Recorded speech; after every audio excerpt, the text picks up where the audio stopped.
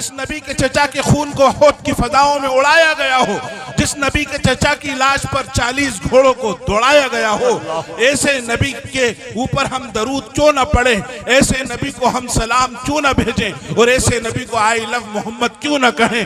ये बड़ी नेकी है। लेकिन कोई बेवकूफ, कोई मनहूस अगर इसे जुर्म समझता है तो इस जुर्म को हम 1000 बार करेंगे। अल्हम्दुलिल्लाह वसलामुन अला इबादिहिल्लज़ीना इस्तफ़ा, अम्मा बाद। औज़ु बिल्लाहि मिनश शैतानिर रजीम, बिस्मिल्लाहिर रहमानिर रहीम। वमा अरसलनाका इल्ला रहमतल लिल आलमीन, सदक़ल्लाहुल अज़ीम। वक़ाल रसूलुल्लाहि सल्लल्लाहु अलैहि वसल्लम, ला युमिनु अहदुकुम हत्ता अकूना अहब्ब इलैहि मिन वालिदिही व वलदिही वन्नासि अजमईन, औ कमा क़ाल अलैहि सलातु वस्सलाम, सुब्हानक ला इल्म लना इल्ला मा अल्लमतना इन्नका अंतल अलीमुल हकीम। तख्त पर तशरीफ़ फरमा हज़रात उलमाए किराम, मुफ्तियान इज़ाम, शुआरा और उदबा हज़रात, ख़ास तौर से हमारे भाई मुजाहिद हसनैन हबीबी साहब, हाज़रीन मजलिस, अस्सलामु अलैकुम व रहमतुल्लाहि व बरकातुहू।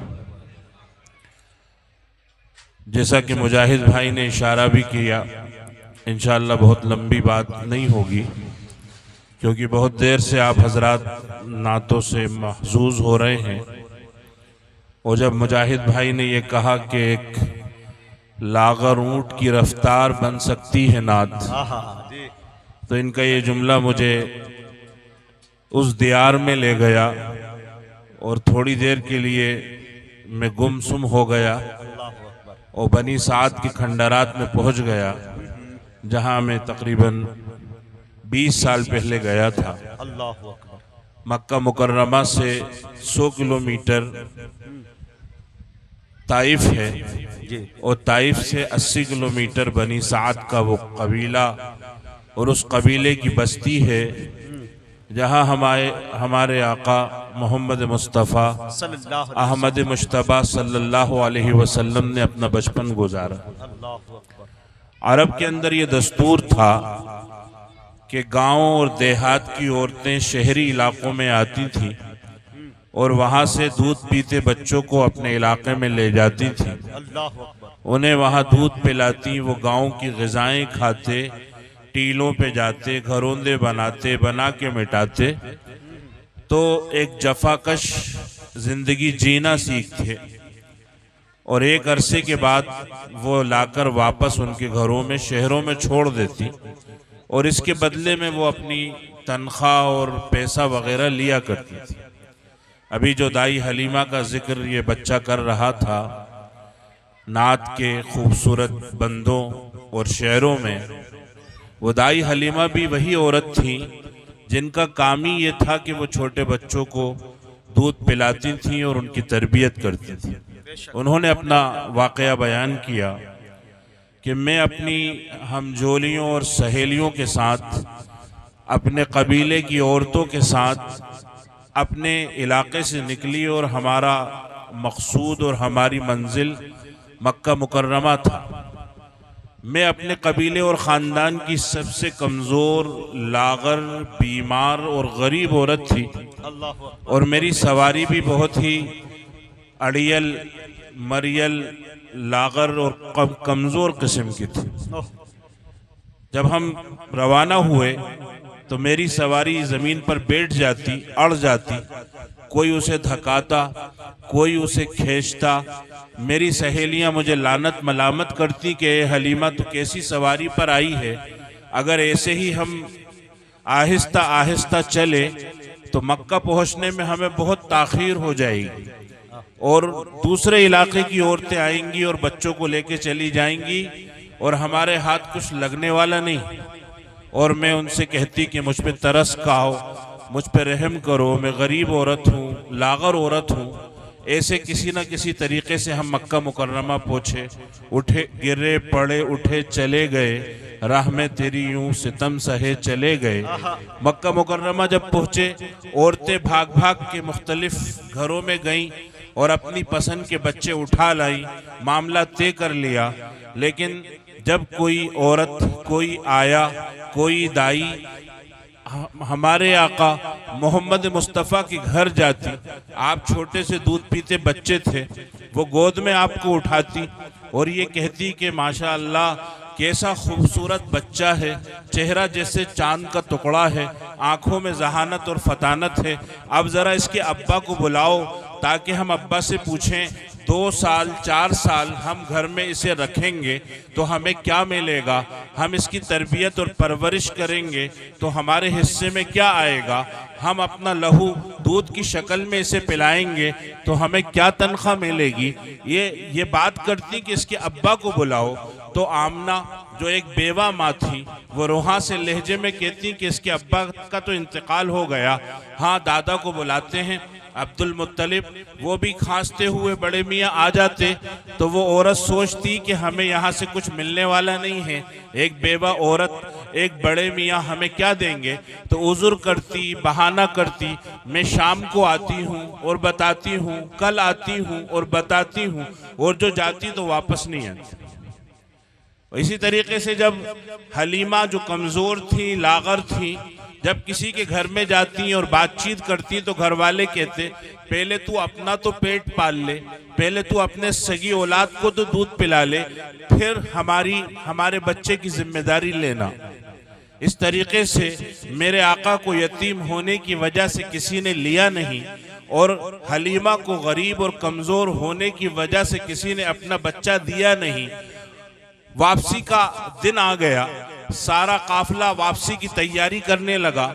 सुबह सवेरे काफिला रवाना होने वाला है और हलीमा अपने खेमे के अंदर उदास बैठी हुई हैं। शोहर आए और आके कहा कि ए हलीमा, तुम क्यों उदास हो, तुम क्यों परेशान हो। कहने लगी क्या तुम मेरी गोद नहीं देख रहे कि हर मेरी सहेली की गोद में कोई ना कोई बच्चा है और मेरी गोद सूनी है, मेरा मजाक अपने इलाके में उड़ेगा कि ए हलीमा, तुझे किसी ने इस काबिल ही नहीं समझा कि अपना बच्चा तेरे हवाले करता, तो मुझे तो बड़ी शर्म आती है। अब शोहर ने बड़ी समझदारी की बात की और कहा कि हलीमा, वो कुरैशी यतीम बच्चा, उसे यतीम होने की वजह से किसी ने लिया नहीं, तुम्हें कोई बच्चा मिला नहीं, जाओ उस बच्चे को ले आओ। कहती है कि बदले ना खास्ता, बोझल कदमों से और सपाट चेहरे और खाली दिल के साथ में गई और जाकर बच्चे को गोद में उठा के ले आई। और खेमे में आके मैंने ये सोचा कि पराई औलाद है, पहले इसे दूध पिलाती हूँ, बाद में अपने बच्चे को पिलाऊंगी, क्योंकि मुझे मालूम था कि मैं कमजोर हूँ, बीमार हूँ, भूखी हूँ, मेरी छातियों में दूध नहीं है, 2 घूंट दूध होगा, ये बच्चा पी लेगा, 1-2 दिन गुजर जाएंगे, फिर अपने इलाके में जाके देखेंगे कि क्या होता है। कहती है कि जब मैंने इस बच्चे को अपनी गोद में लिटाया और दूध पिलाना शुरू किया, मेरी हैरत की इंतहा न रही कि दूध की गोया के नहरें बहने लगी, इसका भी पेट भर गया, मेरी सगी औलाद का भी पेट भर गया। शोहर खुश हो गए कि हलीमा, आज तो बच्चे का पेट भर गया है, अब मैं जाता हूँ ऊँटनी का दूध दोह के लाता हूँ, उसमें भी थोड़ा बहुत दूध होगा, क्योंकि वो एक गरीब की ऊँटनी है, खिलाने को हमारे पास चारा नहीं है, जितना भी दूध होगा पिएंगे और अपने बनाने वाले का शुक्र करेंगे। जब बर्तन लेके गए, मुझे आवाज दी और बर्तन ले आ, मैं और बर्तन ले गई, फिर आवाज दी पड़ोसी के खेमे से भी एक भगोना उठा ला, पड़ोसी के खेमे से भी भगोना उठा लाई, जितने बर्तन हम इकट्ठा कर सकते थे सब भर गए। और मेरे शोहर मुझे देते हैं कि पी, मैं पीती हूँ और शोहर को देती हूँ कि आप पियो, ऐसे कटोरा इधर उधर होता रहा। आखिर में मैंने कहा खुदा की कसम, अब एक कतरा पीने की भी मेरे अंदर ताकत नहीं है। फिर हम जो सोए तो रात भर, बरसों बाद हमारे घर के अंदर वो रात आई कि पूरा खानदान खर्राटों से सोया। सुबह मेरी आंख खुली तो मेरे शोहर चीख रहे थे, हलीमा हलीमा। मैं उठी, क्या मुसीबत पेश आ गई, सुबह सुबह क्यों शोर मचा रहे हो। कहने लगे लक़द अख़ज़्ति निस्मतम मुबारका, किसी मुबारक शख्सियत को तुम घर में ले आई हो। हम अपना घर जानते थे कि महीने 2 महीने से क्या होता था, फाका था, बेदारी थी, परेशानी थी, मुसीबतें थी। आज की रात तो जैसे हमने बागों और बहारों में गुजारी है। फिर हम अपने ऊंट पे सवार हुए, वही कमजोर ऊंटनी जिसका जिक्र मुजाहिद भाई ने किया कि लागर ऊंट की रफ्तार भी बन सकती है नात। ये लागर ऊंट, इस पर मैं सवार हुई और ना उम्मीदी के आलम में सवार हुई कि अब वही मसला होगा, वही तानो तशनी होगी, कोई खींचेगा, कोई धकाएगा और लानत मलामत सुनना होगी। और जब मेरा काफिला रवाना हुआ तो मेरी ऊंटनी ने जो दौड़ लगाई है, ओवरटेक करती हुई सारे काफिले से आगे निकल गई। मेरी हमजोलियां और सहेलियां कहने लगी कि ए हलीमा, क्या ये वही सवारी नहीं है जिस पर तू आई थी? अब तो ऐसा मालूम होता है कि उड़ रही है।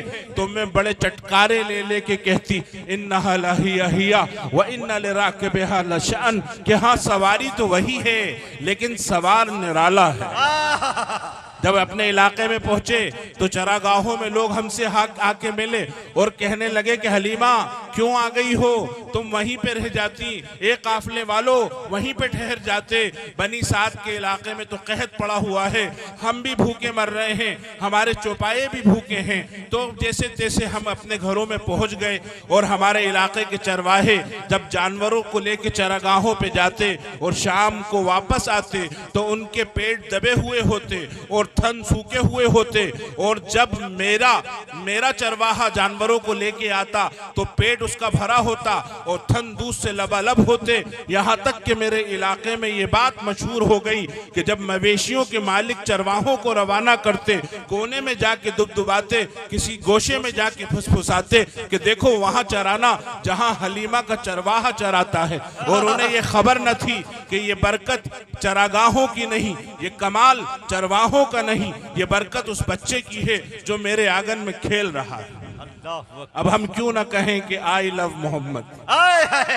नारे तकबीर, मोहब्बत रसूल, आई लव यू मोहम्मद। ऐसी बरकतों वाली हस्ती, ऐसे नबी मोहतरम सल्लल्लाहु अलैहि वसल्लम के हम उम्मत हैं। एक वक्त की चक्की घूमी, 60 साल बाद आकाए नामदार मोहम्मद मुस्तफ़ा अहमद मुश्तबा सल्लल्लाहु अलैहि वसल्लम मस्जिद नबवी में तशरीफ फरमा है। और एक सहाबी दौड़े दौड़े आते हैं कि हम पूछगछ कर रहे थे, मक्का के आसपास के कबीलों का सर्वे कर रहे थे, फहरिस्त में उन लोगों के नाम लिख रहे थे, उनसे पूछगछ कर रहे थे। तो एक औरत है, वो बिल्कुल कोऑपरेट नहीं कर रही है। वो ये कह रही है कि मुझसे कोई सवाल नहीं कर सकता, मुझसे कोई बात नहीं कर सकता, मुझसे कोई पूछगछ नहीं कर सकता, मुझसे कोई तफ्तीश नहीं कर सकता, क्योंकि मैं मोहम्मद की बहन हूँ। अल्लाह के नबी ने फरमाया मोहम्मद की बहन कहाँ से आ गई? मोहम्मद की बहन, मैं तो दुर्रे यतीम हूँ, अपने बाप की अकेली औलाद हूँ। दुनिया में आया तो अब्बा इंतकाल कर चुके, 6 साल की उम्र में अब्बा भी चले गए, 8 साल की उम्र में दादा भी चले गए। मैं तो अल्लाह ने मुझे यतीम बनाया है, मेरी कहाँ से कोई बहन आ गई? फिर भी उस औरत को लेकर आओ।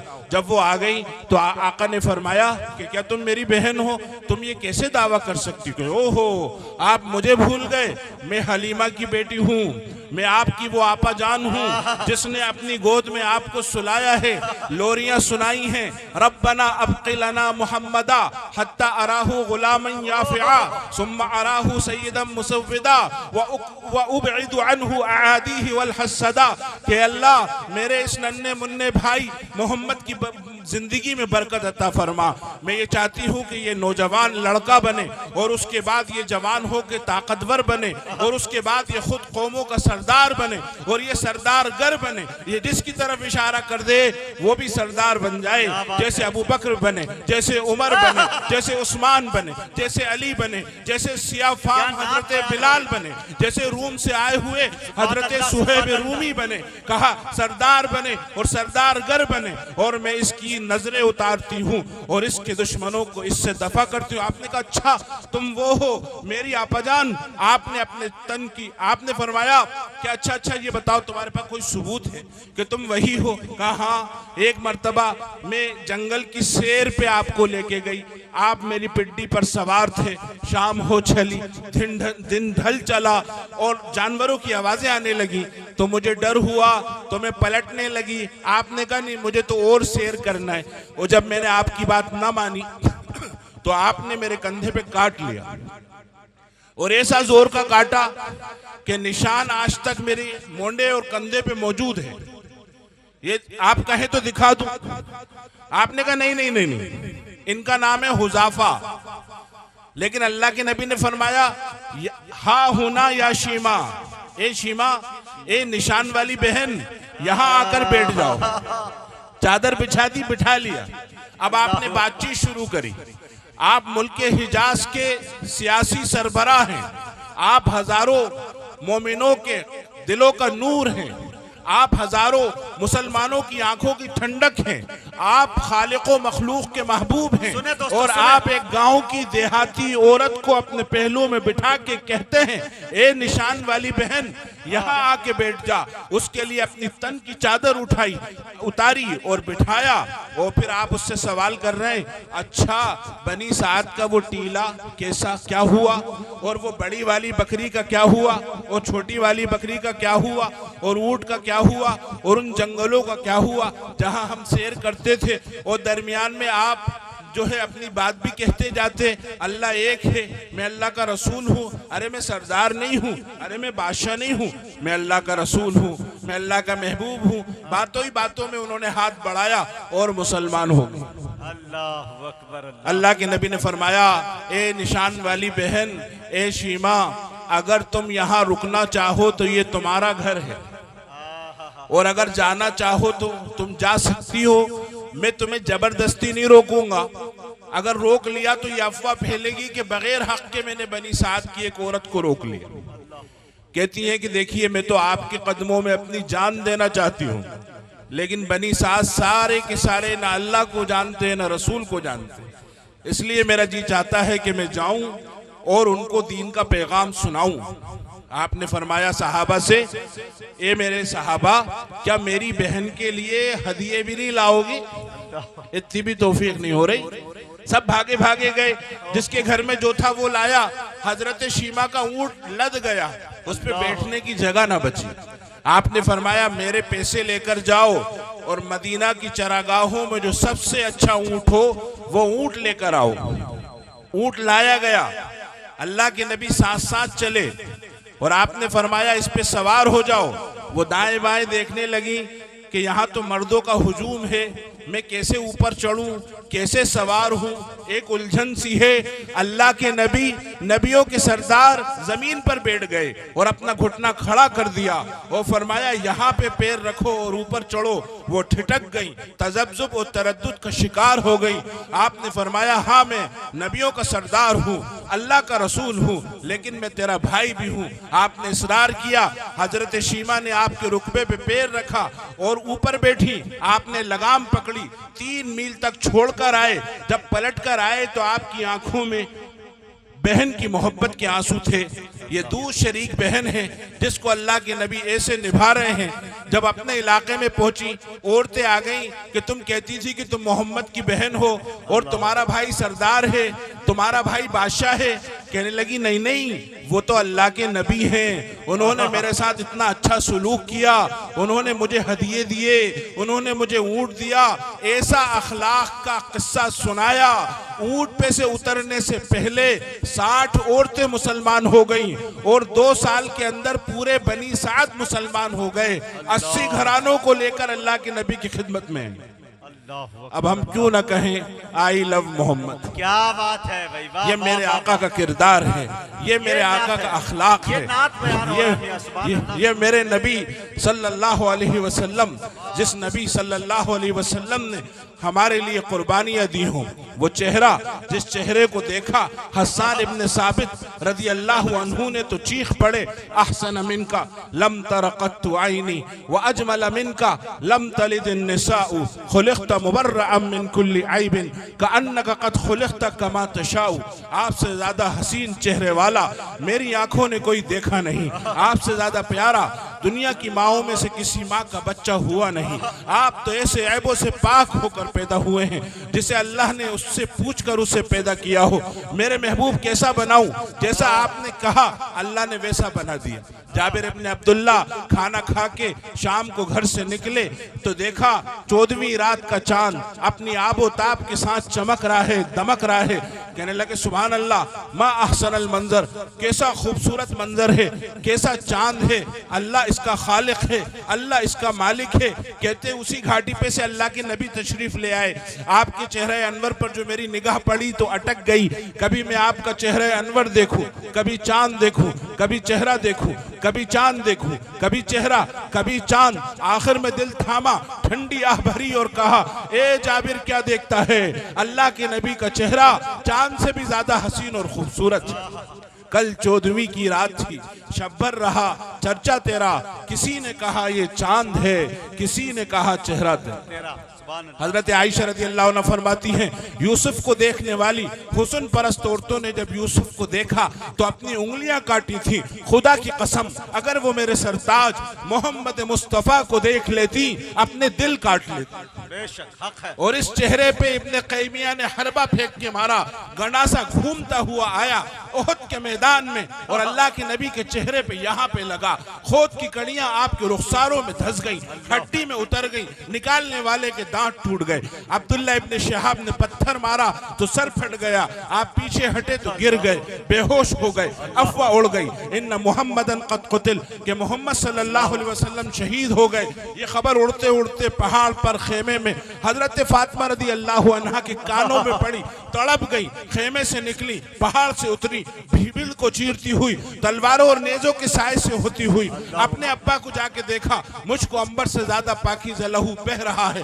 न कोई पट्टी थी बेटी के पास के बांध देती, न कोई मरहम था कि लगा देती। चटाई का टुकड़ा मिल गया, उसे जलाया और उसकी राख अपने अब्बा के जख्मों पे लगाई।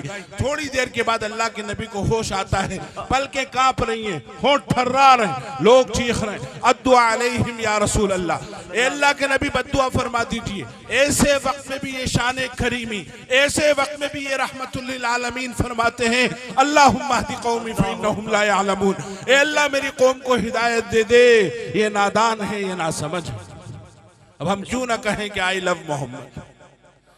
जिस नबी के चचा के नाक कान काटे गए हो और हार बना के पहना गया हो, जिस नबी के चचा के हाथ पैर काट के फेंक दिए गए हो, जिस नबी के चचा का सीना चीर के दिल निकाल के चबाया गया हो, जिस नबी के चचा के खून को होठ की फदाओं में उड़ाया गया हो, जिस नबी के चचा की लाश पर 40 घोड़ों को दौड़ाया गया हो, ऐसे नबी के ऊपर हम दरूद क्यों न पढ़े, ऐसे नबी को हम सलाम क्यों न भेजें और ऐसे नबी को आई लव मोहम्मद क्यों न कहें। ये बड़ी नेकी है, लेकिन कोई बेवकूफ, कोई मनहूस अगर इसे जुर्म समझता है तो इस जुर्म को हम 1000 बार करेंगे। व आखिरु दावाना अनिल हम्दुलिल्लाहि रब्बिल आलमीन।